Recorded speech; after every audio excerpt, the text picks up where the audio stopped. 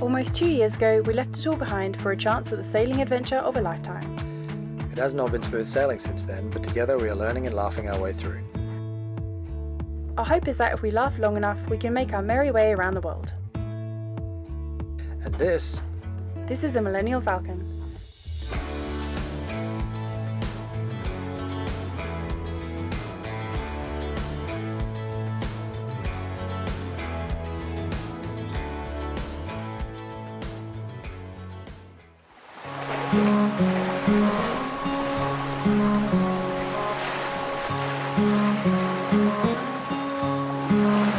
We left you last episode having just finished the first day of our largest journey yet. The 816 nautical mile journey from St. Martin to Bermuda. We're sort of not quite sailing away from Bermuda right now, but we're tracking a bit further east. We're tracking northeast and we should be tracking northwest, but I'm trying to make a course for speed just to try and get as much northing in as I can before the wind backs around to the south and then dies off over tomorrow and the next day. And given that we're going to motor, my intention is to just make back all of that westerly ground pointing straight at it with the motor. As the wind backs around, we're going to just keep sailing sort of northeast until we get a fair way, until we're pointing like straight northeast. Then we will jibe and put the pole out and run back towards Bermuda. Now that we have the Iridium Go, it's really hard to resist the urge not to just check it every 5 minutes and update your plan and stick to it. But so far I haven't seen anything that I didn't expect. So I'm hoping that this isn't all just like the first 2-day run and then it all downhill from there.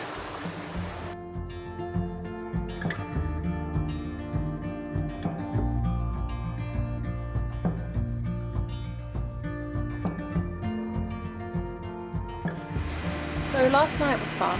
We had so many squalls. It was just ridiculous. I couldn't have even counted them. It was just like the whole sky was like lit up with lightning, which is kind of scary, and just rain everywhere. Like you couldn't even see a patch. Well, you could kind of see a patch in the sky where the rain wasn't coming from, but that was in the direction of where we didn't need to go, and it was just so far away.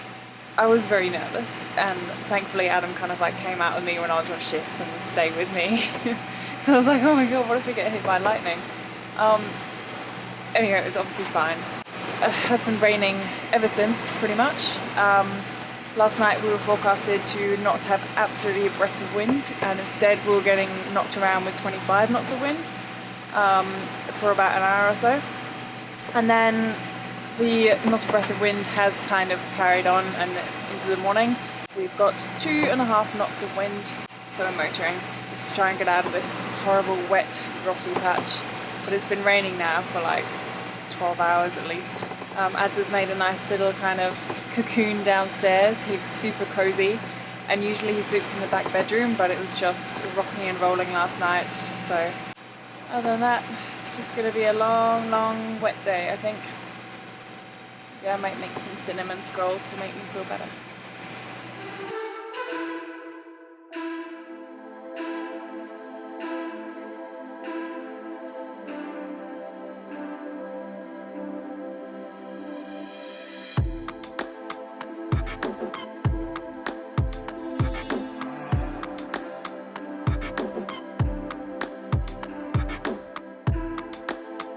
Alright, so the rain has just passed. What's our next drama? I wish we had got the camera out a few minutes ago because it's sort of dissipating now. Oh, is it? I suspect that there's not a squall front, but there's a little rain front over here, and it was making very bizarre cloud formations, and I am quite sure that a water spout was forming. Actually, 2 water spouts were forming just over here, but thank God they seem to be subsiding. So we decided to motor sail that way, very much the other way, and give them a very wide berth. How is day 5 for you? Is it day 5? It really is. It's day 4? 5. No. Yeah. I feel like maybe the rubbish weather is subsiding. It's certainly better than this time yesterday. The forecast has been a bit hit and miss, which is annoying because I downloaded one at great expense yesterday. Yesterday. And and it said we were going to be totally becalmed and motoring through the night.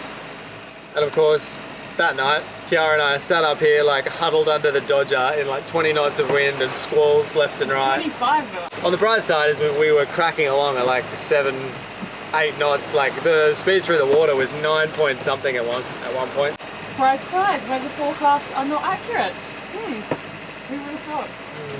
Well, it was really good for the first few days, and then I updated it, and it's just, I need to look up the 4 models and find out which one, like find out the nuances of each one. The Predict Wind forecasting service provides 4 models. The first 2, in red and blue, are proprietary models based on the same data that goes into the following 2, which are the European ECMWF and the American GFS, in yellow and green respectively. Ultimately, it's a case of majority rules when it comes to which forecast to follow. The more agreement in the models, the higher the accuracy is likely to be. As you can see in this example, there's almost unanimous agreement for about the first 3 days, and the models begin to diverge after that. Arts and crafts session, Adam? Just a little mid-Atlantic strip and assemble of the bridge pump. So we officially found out the 25-degree lean on the starboard tack. The U-bend is not high enough, and water gushes into the bilge through the bilge pump. Despite my best efforts to put a check valve on it, which didn't work, and raising the U-bend, which didn't work, I'm going to put a second U-bend in it. So at the same time as the automatic bilge system spazzes out, so does the manual get something stuck in it. At least we weren't actually taking water. Yeah. I swear to God, the bilge systems let more water in than they ever do let out. This thing is the only thing that ever successfully gets any bloody water out of the boat when we're not at anchor. Ridiculous. Woke me up from my nap. With the bad weather behind us and the rain subsiding, we thought it was about time we got a full canvas flying and got this tub moving. And it was my turn to go up front.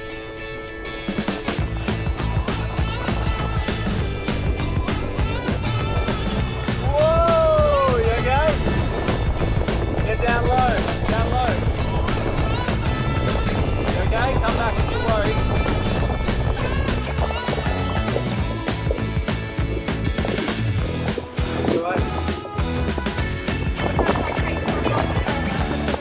Yeah. Now just give it hell and then bring it off.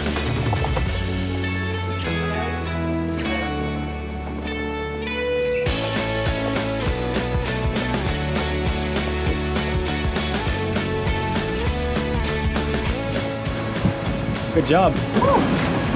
You forgot something. I'm just playing with you. That was a huge dump. That was huge. That was honestly Did you get feet wet? Like ankle? Yeah, it's like Up to the ankles? Yeah. Christ. Oh my god. It was so heavy in the front. Bit of Ridiculous. excitement for the day.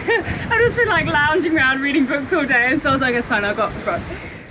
Oh my god, that was a huge dump. Good job. Huge. Wow.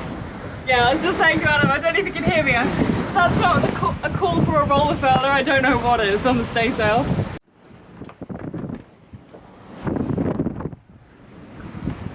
We've literally just put the staysail out, and then suddenly it's picked up to 20 knots, and we're on like big time lean. So just put it all back away again.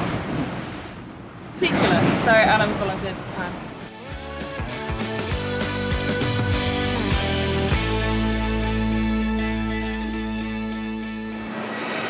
So with it being a really cold evening and all, we've decided to put an outfit with again. I can't even hold it. I can't even hold a sentence.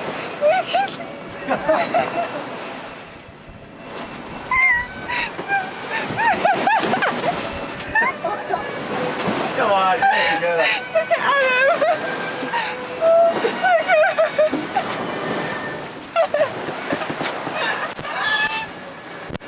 The reason Khiara's lost her shit is because we were obviously we're headed to Bermuda right now, and it's been a rainy couple of days, so it's been quite cold at night. So I inherited these from my dad, and Khiara inherited hers off a lovely couple we met back in St. Martin, and they just came and brought them to the boat, and they were so nice of them. And they're both sort of circa 1980s. Pretty disco. Very clarify, nothing is actually wrong with them too. They're actually really, really good, both of our things.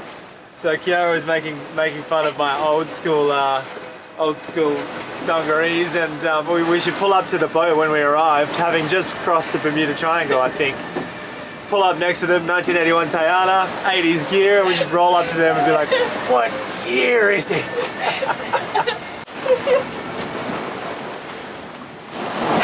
Look like a crabfish.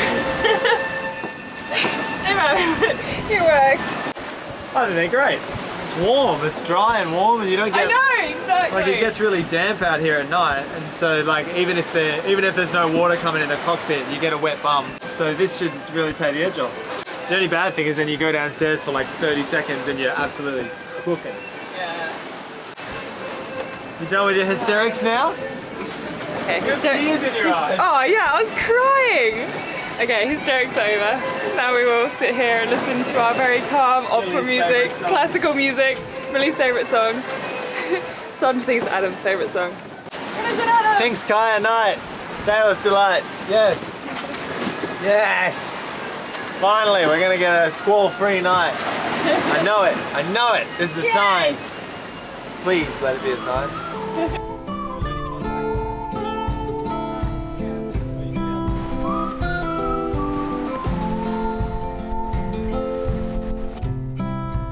I've been in your waters, been knocking at your door. I know one thing for sure, I've never been so close before.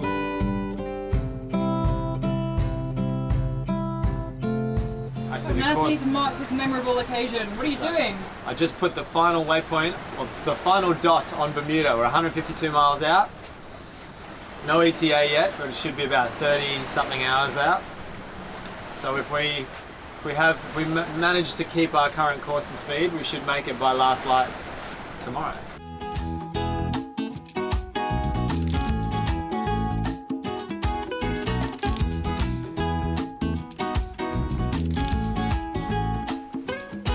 I leave what's left of last night behind, and I need to get some peace of mind. And when I need some peace of mind, I know where to find it is by the end of the road. So I won't. So we have less than 50 miles to go. It's our last day, and we are, I think, flying along a little bit at 17 knots right now. We're flying along at 7 knots, and I think even Millie wants to kind of get there right now. We're all kind of eager to get there. It's about midday right now, and because we do have about 50 miles to go, it will mean that we'll arrive at night time. Where the hell is Bermuda? It's so flat that you just... We're 25 miles away and still there's no sign of Bermuda. Wind is pretty much slowing us down. We're definitely either going to have a nighttime approach, or we're going to have to heave to or just sail around here at nighttime and just wait for daylight to come up before we head into the passage. Must be that flat that it's beneath the horizon still. Crazy! Yeah. Where the hell is it? If it's dead flat, then you wouldn't see it yet. We just heard a radio broadcast. It must mean that we're close. Channel, gate 4, take 7, the line is 86. Local, good morning, 01. Alright, Ads, let's go see what land looks like. You claim you've seen it. I claim it is not there. Well, look, you're blind. You can't see it.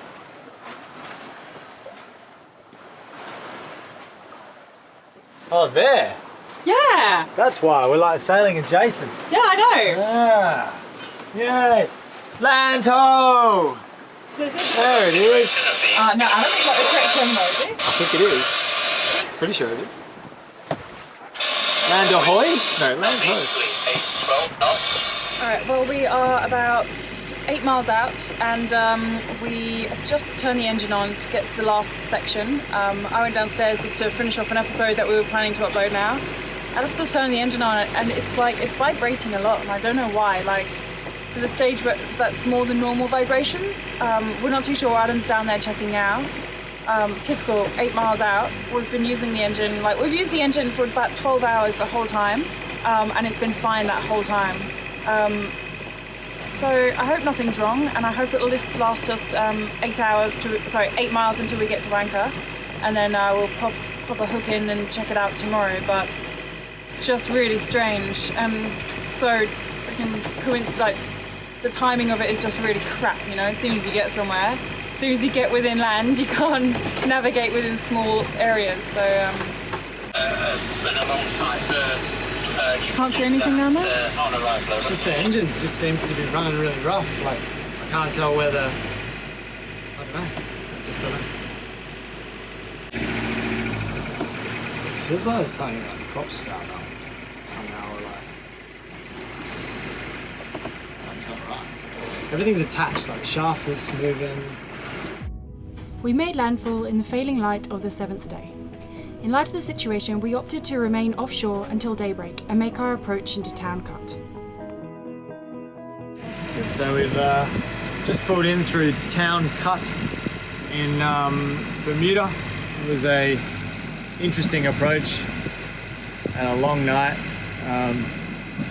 They're very official here, I'll say that. And we were not quite prepared for that.